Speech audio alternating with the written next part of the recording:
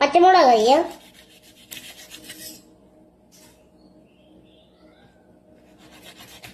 Okay, നമുക്കിത് ഇതിനകത്തോട്ട് ഇട്ട് കൊടുക്കാം. ഇതാണ് നമ്മൾ ഉണ്ടാക്കാൻ എടുക്കുന്നത്. നാരങ്ങ പിഴിഞ്ഞു കൊടുക്കാം.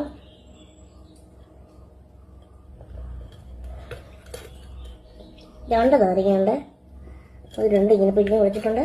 ഇനി നമുക്ക് വാട്ടർ ഒഴിച്ചു കൊടുക്കാം.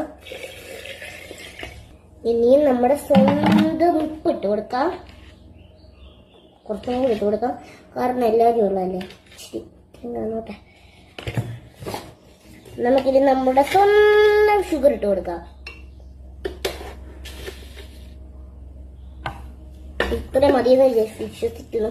ഇനി നമുക്ക് ഇങ്ങനെ മിക്സ് ചെയ്യാം.